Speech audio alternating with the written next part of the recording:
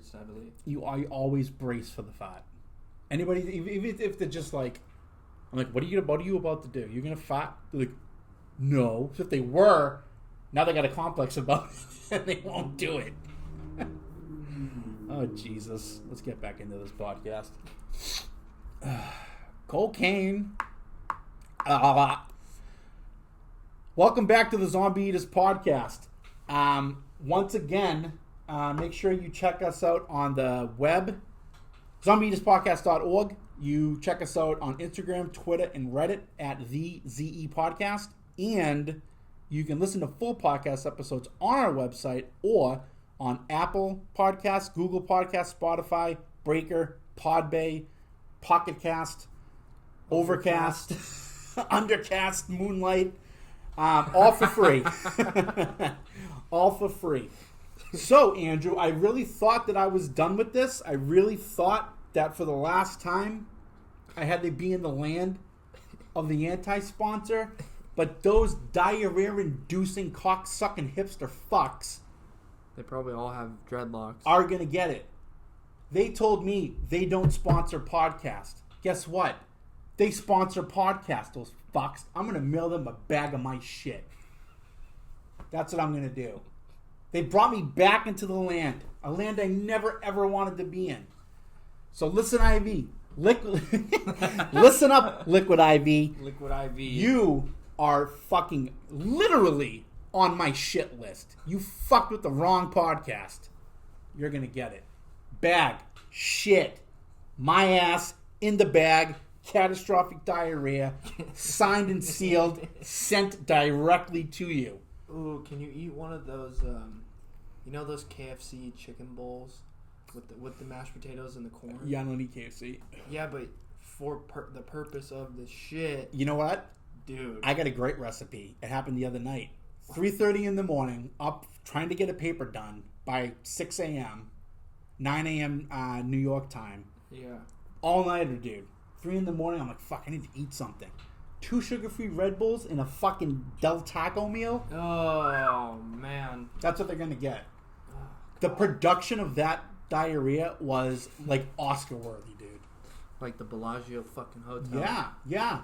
That was diarrhea that, like, a person in the third world country would have been like, that's the grossest thing I've ever fucking seen. And they've seen some gross shit. Now. Literally. Yeah. Yeah, I'm just you know what, you think at this point in my sobriety and the lessons I've learned and the tools I have, that I would just be able to get over this, move on. Not Rosie. No. Not Liquid IV. Not with this. I mean, now I get a resentment now, dude. I fucking do a 10-step prayer and or call my sponsor. I'm fucking, like, within 20 minutes talking to the person, resolving it, you know? Realistically, they don't even know you exist, but... They know I exist. I've spoken to them. They know of my... But who did you... I send the clips. I've called there before I started the podcast because I was a firm believer in their product. The diarrhea, yeah, I get it.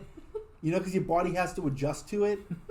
But I called there and I was like, I need to speak it with whomever is heading your marketing department. I have an opportunity I want to present. And I would love to be in business with your company. So they gave me an email. I sent a couple emails. I got a phone call. Someone reached out to me. This guy named Jamie. And we were talking. And he's like, well, at this time, we're not really looking to sponsor anybody. He's like, what's your content like? And it was just a tone in his voice.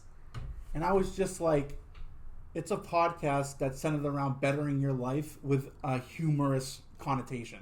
And he was like, well, I just don't think that's for us. I'm like, you're not even going to listen to it? I was like, all right, motherfucker. Game on. Probably has a man bun. So I send them this. I guarantee I clip it. I cut it.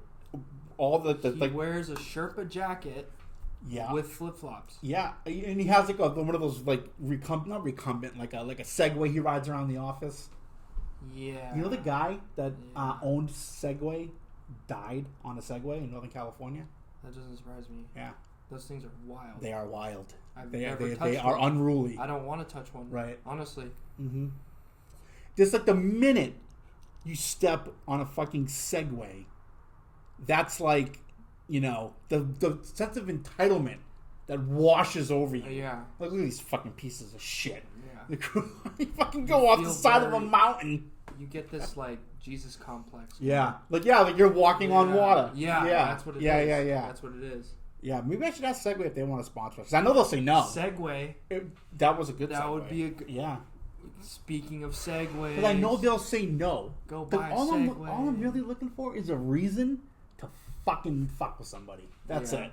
Yeah. Looking for a reason to, like, put all of my anger and rage and insecurities all over something else. Maybe Comment will sponsor us with all the shit that we have.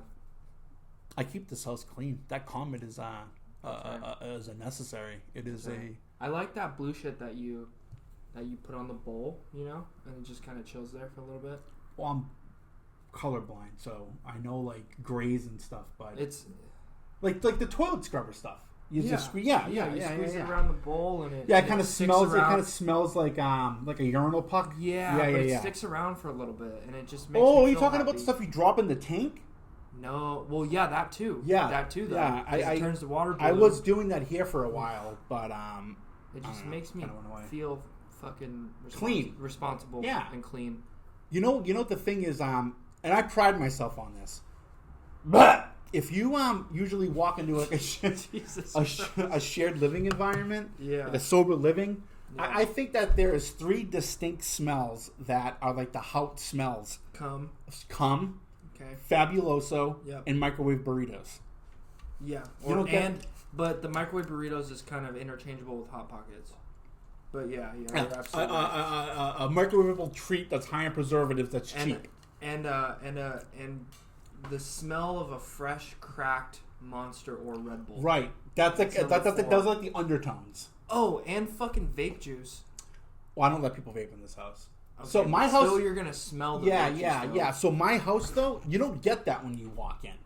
You have no idea how good that feels to me because I think that smell, it just like makes you think of like people with their shirts off and like it's hot. There's no air conditioning, which is usually the fucking case. Yeah. That's why, man. I'm like, this house has got central air. It's got central heating. Hey, on the days where I just can't fucking take it and I'm staring down the neck of a bottle, that's what I fucking think about. I think about going back to sober living, and it deters me. Honestly. Yeah, that's another reason why I'm looking to get my own place. It's like it's not that I don't like giving back, and like I don't like I like the opportunity of being able to help people. But I mean, in this environment though, it's like. I'm not here to teach people how to live or how to work a program. They need to know that coming in. Yeah. You know? That's all right. You did your time. Yeah. I did the... Well, we talked about it the first time I was here. But it's I did the house manager I don't really have the time to, like, get a job right now to afford my own place. Yeah. Because I'm in school, but... I don't know. We'll put that in the hands of Jesus. Or Jesus. Yee. Yeah, what should I do, Yee? I fucking love Kanye West. And my family, that's like the most surprising thing to them. Because my family hadn't listened to the podcast. I really hadn't. Like, I told them I was doing one. But I was like, I'm not really don't know how I feel about them listening to it. Well, my sister found it. Because she texted me. She goes, I want to listen to your podcast. And I kind of wasn't thinking. Like, I really don't want them to hear this last episode I did. But I was like, yeah, all right, here's the link. And then, like, an hour later, I was like, fuck, I forgot to take that part out. And, so my mother calls me, and not even like agreeing, not like, oh hey, how you doing? She was like, how many times have you had chlamydia? And I'm like, and I'm like, oh, that was a long time ago. She was like, that was like 5 fucking years ago. It wasn't that long ago. You're disgusting. And I'm like, you want to know something? I've never had an STD. I got chlamydia twice from the same girl. Oh, that's not bad. Yeah, but it is kind of bad. And the doctor though was the best part of the whole fucking. Like the whole situation. I talked about this last week, but I went in there and I got my blood work done because I happened to be getting a physical, like the same like 2 weeks after I slept with the girl, and I got the physical, and then the doctor called me back in, and he was like, so we got your blood work back, and I'm like, all right, and he's like, have you been sexually active lately? I'm like, yeah. He goes, how many partners? I'm like, just one. And he goes, did you wear a condom? And I'm like, yeah. He goes, no, I don't think you did. That's what he said. I'm like, yeah, maybe I forgot. And he's like, well, he's like, you need to talk to or contact, whatever, like, what did he say? How did he word it? He was like, well, whatever guy or girl you slept with. I'm like, guy or girl? I'm like, it was a girl. He goes, yeah, great. He goes, you need to tell them. And so, like a month went by. I ran into the girl again. I told her. And then like a month after that, I ran into her again. Ended up sleeping with her again. No condom. Oh my God. And then after we had sex, I was like, hey, by the way, did you ever get that shit checked out? She's like, what stuff? And I'm like, the chlamydia. She goes, oh, no, I forgot. Oh, I still got to do that. I'm like, fuck. More antibiotics. Go back to the doctor, and he's just like... Another penicillin just shot. Like fucking shaking his head. Jesus. Oh, it was fucking great. I'm allergic to penicillin, actually. It was just, now that they just give you the pills. Yeah. And I was gone. Bactrim or whatever. Yeah. This is the least pernicious. It sounds pretty gross, but it's really like, if you're going to get an STD, ideally... Chlamydia. That's the one to get. Yeah. You don't want gonorrhea or syphilis or fucking AIDS or herpes. That's your friend for life. It's permanent. Yeah. Yep. They'll live with you to the end. They are loyal. I'll give herpes that. They're loyal. They're loyal. They're a loyal virus. All right. So this is usually the time where I would ask Zach if he has any final thoughts. But Zach's not here. So, any final thoughts, my friend? Yeah, leech off your parents for as long as fucking possible because it's real out here. I'm fucking tired. That would be my final thought. Your final thought is basically exploiting your entitlement. No. What are you talking about? You like live with your parents as long as you can. I'm tired. Tired of what? Freeloading? I'm fucking tired, man. No. I'm tired of fucking paying bills. Well, the thing is, I live with your parents for as long as fucking possible. I would never tell anybody that their field of work isn't like, isn't right about. Yeah, I would never do that. It's not my business. But I think from what I've seen and what I understand from the feedback I've been getting from my friends, it seems like a lot of fucking juice not being worth the squeeze working in treatment. Oh, yeah, for sure. I mean, you basically kind of work in treatment, being a house manager. No, it's not treatment. You live in it. Yeah, but the thing is, I have my own wing. Yeah. I have my own bathroom. I'm good. No, I'm saying, that's what I'm saying. Yeah. I'm saying, it's like, all I do is fucking... If your parents are happy drug test people and fucking collect money.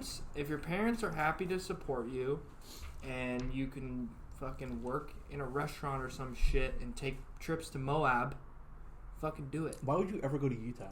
I lived there. Because it's beautiful. It's beautiful for like a couple days. That's all I'm saying. That I lived there, and that was probably the only rewarding aspect of it. Besides my girlfriend, I liked her. She was cool. But we did a lot of outdoor shit, and the things I went into Utah though with the mindset of like the stereotypes that were like presented to me. Yeah. And to be completely honest with you, I mean, they're fucking weird, and what they believe is fucking weird. But Mormons are perfectly nice people. Yeah. They're very kind people. My ex-girlfriend up there grew up Mormon, but her family left when she was like 8. So she would still go to like the church once in a while. And one time she invited me, and she was really worried about how I was going to behave. Oh. And she had chicken katsu. She asked me because like she's like, listen, she's like, I've been feeling kind of weird lately. I think I'm gonna go to church. She's like, if you want to come with me, I think it would be like good if you came, like, be supportive. And I'm like, you want me to go to Mormon church with you? And she's like, yeah. I could tell she really didn't want me to go because she was like really worried I was gonna behave. And she's like, yeah. So I'm like, all right, yeah, fine. If that's what you want me to do, I'll do it. I'm like, I'll support you 100%. And so she's like, all right, well, she's like, let's just talk about this first. And I'm like, what do you mean? And she like went over everything with me and like basically the do's and don'ts. And I got there, and like the first hour you have like the church service, and then like the next hour they split up the guys and girls, and like the girls go do one thing and the guys go do the other thing. And outside of the barrage of questions I was getting, it wasn't that bad. You know, people were like, "Oh, when did you join the faith?" I'm like, "I'm not of the Mormon faith." They're like, "Oh, what brings you here today?" I'm like, well, "My girlfriend." And they're like, "Oh, she's part of the Mormon faith?" I'm like, "No, she used to be, but her family thought it was kind of fucking weird." And they're just like, they don't really know how to respond to me. Yeah, they don't. And they were like, "Oh, we generally don't allow that kind of language." And I'm like, "Generally, so not all the time." It's like I was like kind of like you've never met defecting me, though. But I was defecting them like with their niceness of them. Like that's a nice way to phrase something. Generally, we don't allow this. Yeah. But I'm just like, oh, generally. So there's some gray area there. And but they're perfectly nice people. And I found them to be less proselytizing than Christians. Like anytime I've gone to a Christian church, like a sponsee I have, his family's Christian, and they invited me to come with them one time because they were really happy their son was sober and getting help and shit. It's like, oh, we can invite your sponsor. So I went, like within 10 minutes of being there, I had like 10 people telling me how great the Christian faith is and like, you should get on our mailing list, this and that. I'm like, I'm not drinking your fucking Kool-Aid, you weirdos. All right?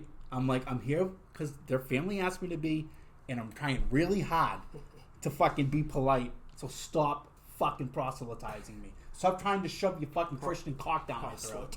Yeah, and they're just like, oh, well, you don't have to be rude about it. I'm like, you're being fucking rude. I said no. Like, fuck off. You're in their house, man. Yeah, and I will take a dump on their doorstep if they're fucking gonna shove their values down my throat. I will drop a fucking heat stick. They're on the list. I've shit. They're on the list. I will shit where you people eat. Liquid IV's on the list. Oh, Liquid IV is on the list. The people of the church. I don't blame the church. I blame their sheep, their disciples, whatever. Yeah. So, I guess that was a comparative final thought. Well, Andrew, it was honestly great having you here again. I'm really glad we got to do this again, and I love having you on the show, man. You're one of my favorite people to talk to, and I think that your subtle fucking humor is fucking great. It works well with my very, verbose humor. The undertone. So, undertone. It's like if you were reading music right now, like you'd be like the E flat. So thank you for listening. Thank you for coming on, Andrew. This episode will be available on Spotify, Apple Podcasts, Google, and all the other ones, and Overcast, Pocket Cast, Podbay, and Amazon Podcast. So listen to full episodes there. Go to our website, zombieeaterspodcast.org. The video clips will be up on YouTube, and like I said, full episodes on our website, zombieeaterspodcast.org. Again, Andrew, thank you for coming on the podcast. I really appreciate it. It's always a pleasure sitting down and talking with you and spending time with you. You're a good dude. Say bye. Oh, bye. Bye, guys. Good night, Austin, Texas, wherever you are. It's so rude. Say bye. Say bye.